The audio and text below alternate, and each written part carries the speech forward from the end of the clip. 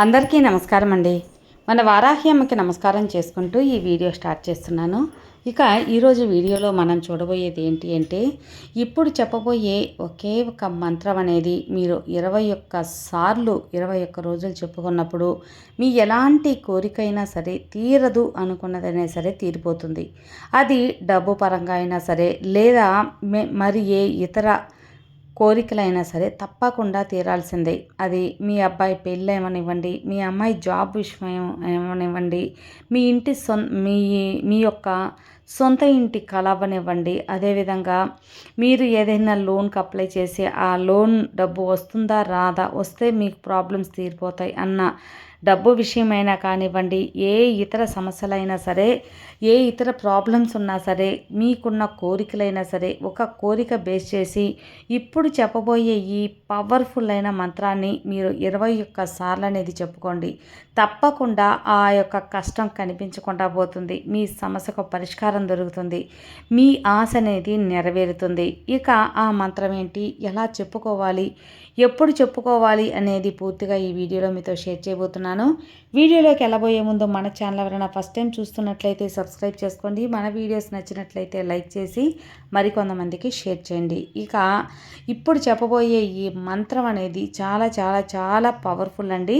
21 రోజులు కానీ ఎవరైతే వరుసగా చెప్పుకుంటారో, భక్తితో ఈ యొక్క మంత్రాన్ని ఎవరైతే పఠిస్తారో వారికి తిరుగనేది లేకుండా ఉంటుందన్నమాట. ఇక ఆ యొక్క మంత్రం అనేది మనకు వినాయకుడికి సంబంధించిన ఒక మంత్రం అండి.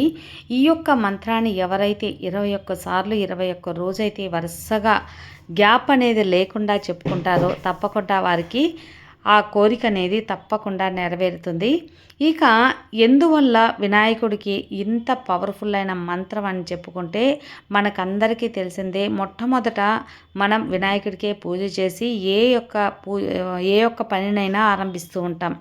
అదేవిధంగా మనం ఏదైనా సరే వినాయకుడు పూజ చేసినప్పుడు అది సక్సెస్ అనేది మన నమ్మకం. అంత పవర్ఫుల్ అయిన వినాయకుడు మంత్రమే ఈరోజు మీతో షేర్ చేయబోతున్నానండి.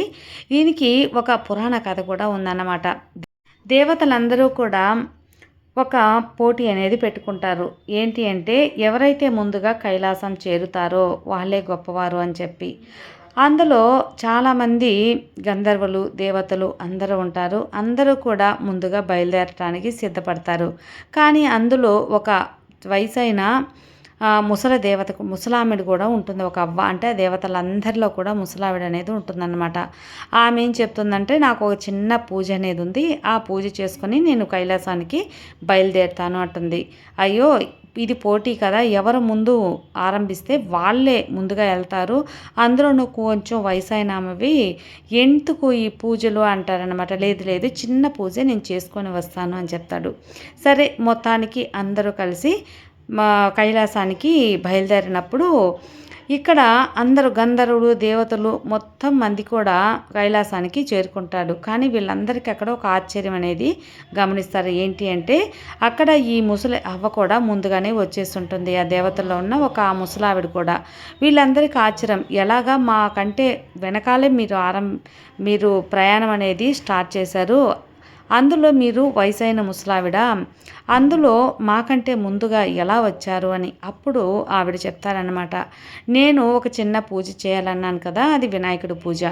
ఆ వినాయకుడు పూజ చేసిన వెంటనే నేరుగా ఎక్కడ ఆలస్యం కాకుండా వెంటనే నన్ను వినాయకుడే కైలాసానికి తీసుకొచ్చేశాడు అని చెప్తుంది అవ్వ. అంటే ఈ కథ మూలంగా ఏంటి అంటే, వినాయకుడికి పూజ చేస్తే అంత మంచి ఫలితం దొరుకుతుంది.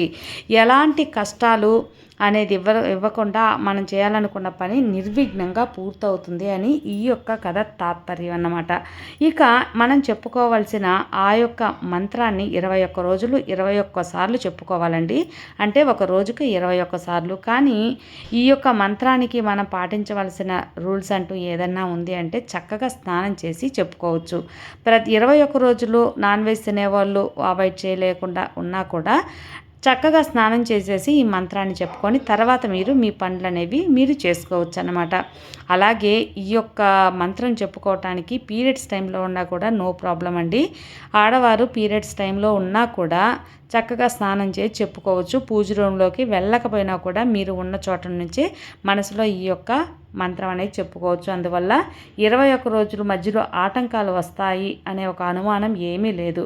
ఇక చెప్పుకోవాల్సిన ఆ పవర్ఫుల్ అయిన మంత్రం ఏంటి అంటే, ఈ మంత్రం అందరికీ నోటీరైన మంత్రమేనండి. వక్రతుండ మహాకాయ కోటి సూర్య సమప్రభ నిర్విఘ్నం కురుమే దేవ సర్వ కార్యేషు సర్వదా. ఈ ఒక్క మంత్రం మనం చిన్నప్పటి నుంచి చదువుకున్న మంత్రమే, కానీ అంతగా డైలీ ఎవ్వరూ పాటించాం. కానీ ఈ యొక్క మంత్రం అనేది 21 టైమ్స్ అనేది చెప్పుకొని తర్వాత మీ పనులనే మీరు చేసుకోండి. కంటిన్యూగా 21 టైమ్స్ అనేది చేసుకున్నప్పుడు చాలా పవర్ఫుల్గా మీ యొక్క పనులనేవి జరిగిపోతాయన్నమాట. ఇక ఈ మంత్రం చెప్పుకోవటం ఏ రోజు ఆరంభించాలి అనే ఒక అనుమానం ఉంటుంది. ఆదివారం ఆరంభిస్తే చాలా శ్రేష్టం.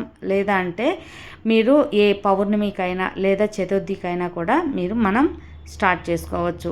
ఆదివారం అయితే చాలా శ్రేష్టం. కాబట్టి రేపే ఆదివారం కాబట్టి రేపే అందరూ కూడా ఆరంభించి మీ పనులు నిర్విఘ్నంగా పూర్తయ్యి ఆ వినాయకుని అనుగ్రహం పొందాలని మనస్ఫూర్తిగా కోరుకుంటూ సర్వే జన సుఖినో భవంతు. జై వారాహి.